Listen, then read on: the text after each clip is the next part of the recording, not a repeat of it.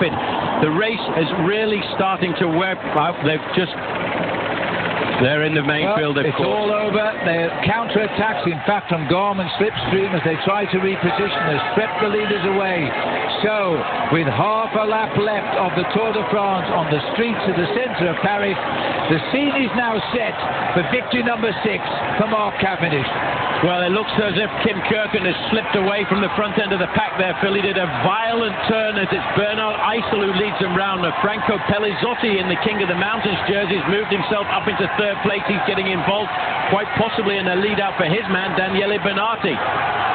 Well, it's a line astern and a queue up at the top in the shadow of the arc, but now they're going down, now the full stretch as they go down here at 80 kilometres an hour, 50 miles an hour, as they race down past the finishing straight. A reshuffling of the pack here, but there's a lot of confusion now. They're all looking for Mark Cavendish's back wheel. That's Mark Cavendish.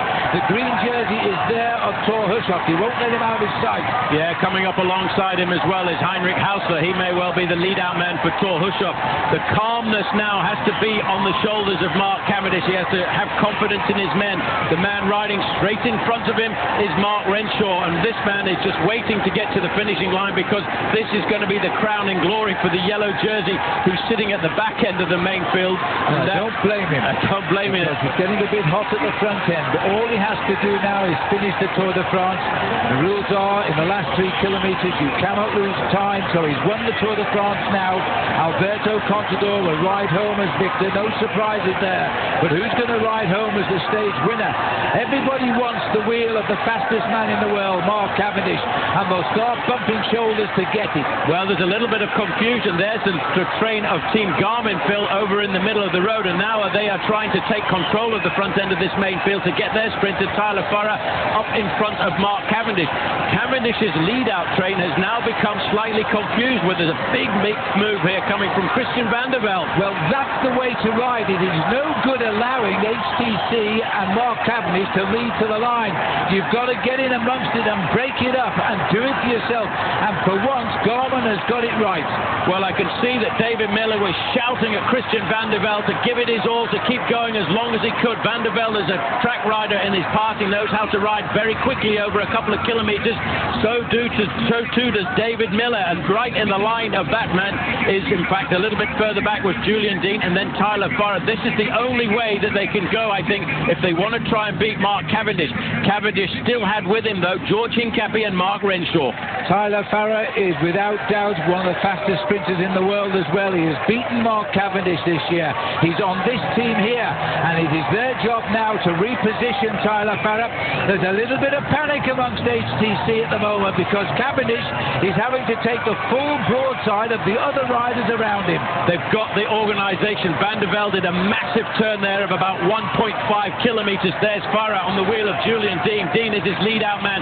Now it's up to David Miller on the front, and he knows how to turn this, but he's got to keep it going for at least 1.5 kilometres at this kind of speed to stop his sprinter from getting swamped. They need David Miller and his famous long turns now because they've got to the front maybe just a shade too early with only 3 riders.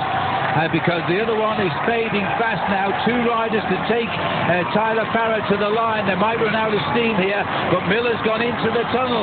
He's going to come out in the daylight at the sharp end of the Tour de France. But there were still 3 riders from Columbia HTC locked in a line. Hincapie, Renshaw and Mark Cavendish. Who's going to come out of the tunnel in first place? It's still Garmin Slipstream in the front row, but in the second row it's the riders from Columbia HTC, and right at the back of that line, again, the man in the green jersey, Thor Hushovd. Well, for once they are giving Mark Cavendish a run for his money. They've got the tactics right, there's no doubt. Robin McEwen, who sadly isn't in the race this year, said, guys, if you don't break up the teamwork of Columbia, you'll never win. Here comes the counter-attack, 1 kilometre to go, and Hincapie has swung the line across to the other side. They've realised it. Julian Dean has taken Farrar in there, and alongside him is the green jersey. Second position is Mark Renshaw. Third position, Cavendish. Renshaw looking over his shoulder to see where Cavendish is. Hincapie has the power to take them right into the final bend, and that's what he's going to do. He wants to make sure that Cavendish doesn't get swamped. But there's another move. There's a challenge coming back there from Garmin Slipstream over on the inside. Well, as they turn now to line up for the finish, look at the speed of the riders over the road. It was a very tight corner, that, as they line up. They can see the finish now.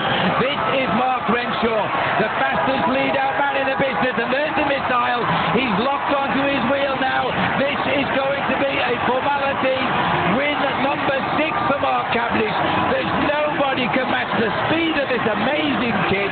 He has got the victory, and no British cyclist has ever been remotely close to winning 6 stages of the Tour de France.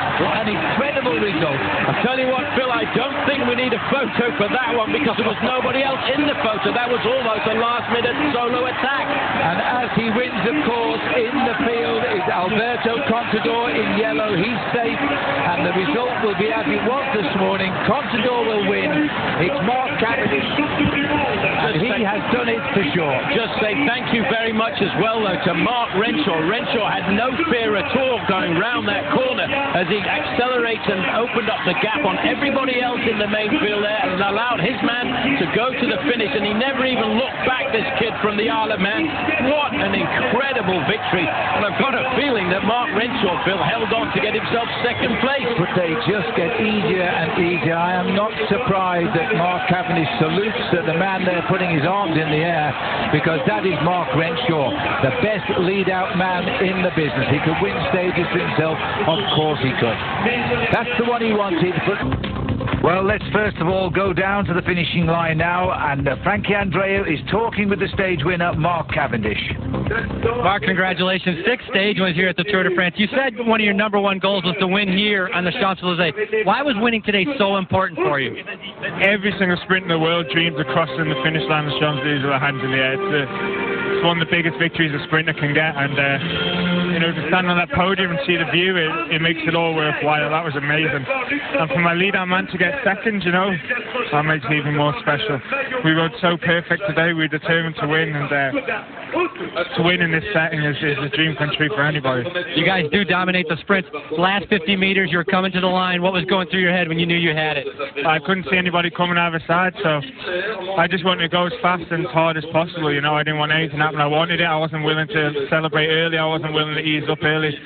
I was going to win. Don't care whether I won by a centimetre or by half a kilometre. I was going to win, and that was it. Crossing that line first, putting your hands in the air, seeing the Arc de Triomphe in the distance, you know, it's a beautiful, beautiful feeling. A big celebration at the line, but tonight I'm sure a bigger celebration for you. Congratulations. Thank you very much. Well done, Mark Cavendish. I must say, I think he didn't win by a centimetre. He almost won by the length of the Champs-Élysées. So Mark Cavendish celebrating 6 stage wins. We'll take a break now.